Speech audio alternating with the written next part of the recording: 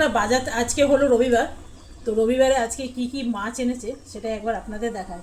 কিছু মাছ কেটে এনেছে, আর কিছু মাছ না, কোনো মাছই কেটে আনেনি, সব আমাকে কাটতে হবে। আপনাদের দেখুন খালি কি কি মাছ এনেছে। রবিবারের বাজার তো মাছ কেটে দিতে গেলে সময় লাগে, দাঁড়িয়ে থাকতে হয়। আর আমার হাজব্যান্ডের এত সময় নেই, ওই জন্য গোটা গোটা নিয়ে চলে এসছে। বলুন তো, আমার ঘরে না আছে ভালো চাকু আর না আছে বটি। বটি আছে যদিও বা, কিন্তু আমি বটিতে ভালো মাছ কাটতে পারি না। তো এই মাছটা আমাকে এখন চাকু দিয়েই কাটতে হবে। ছালটা ছুলে এনেছে, কিন্তু অনেক ছাল রয়ে গেছে, পরে যখন ধোবো না কাটার পর তখন ভালো করে ধুয়ে নেব।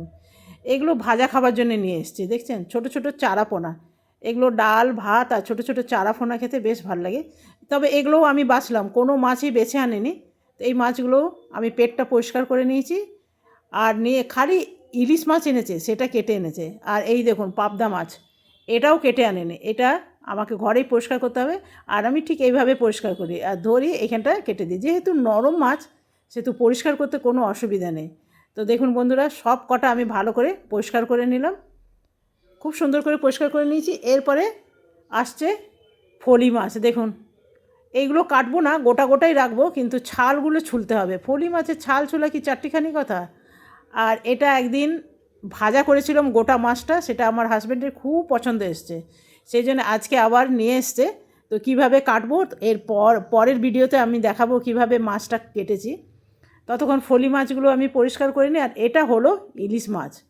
তো ইলিশ মাছটা ওজনে আছে প্রায় 700 গ্রাম, খুব ছোটো মতন ইলিশ নিয়েছি।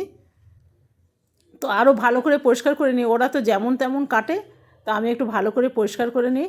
তো আজকে আমার মাছের বাজার কিন্তু এই অবধি। এখন ফলি মাছ কাটতে হবে, বাকি মাছগুলোও কাটতে হবে। তো পরের ভিডিওতে আমি সব মাছ কাটা আপনাদের অবশ্যই দেখাবো।